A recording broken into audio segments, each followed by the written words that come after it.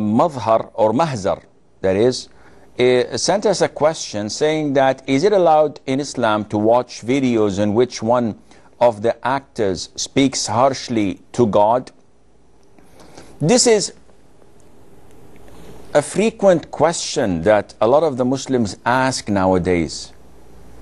And this is not due to the concept itself, but it's due to the fact that a lot, and I mean a lot of Muslims are watching and engaging in following and watching movies, soap operas, TV series, video clips, YouTube, etc.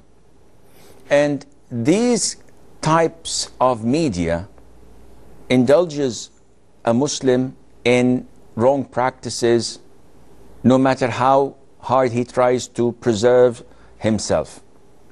There are lots of movies, and movies in Islam are haram, generally speaking, because you will find nudity, you will find violence, and you will find kufr, like the brother is asking. So someone is talking harshly to Allah Azza wa Jal.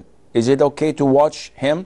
Someone is making fun of Islam, of fasting, of prayer, of Muslims. Someone is ridiculing the Quran, debates that people speak ill about Islam, and you're watching it. Why are you watching it? He says, I want to learn. You don't learn from people insulting Islam. You learn from the Quran and the Sunnah. This is what Allah will hold you accountable for on the Day of Judgment, not on watching debates. Allah Azza wa Jal says in verse 140 in Surah An-Nisa, chapter number 4, and it has already come down to you in the book that when you hear the verses of Allah being denied and ridiculed, so do not sit with them until they enter into another conversation. The consequences? Indeed, you would then be like them. Indeed, Allah will gather the hypocrites and the disbelievers in hell together. So Allah is telling us that if someone is ridiculing the Quran, is denying the religion of Allah, is making fun out of it, as in the case of someone speaking harshly to Allah, then you must not sit with them, otherwise you will be like them, and this would make you a hypocrite or a disbeliever.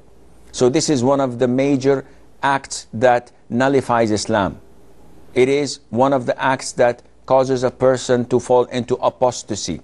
So people take this lightly, especially in stand-up comedies, especially in comedy shows, when they make fun of Islam and of the Muslims. And I've heard that there was a program, a stand-up comedy in UK or Canada or in US, where they're Muslim comedians making fun out of Islam so that they would fight the stereotyping that people have.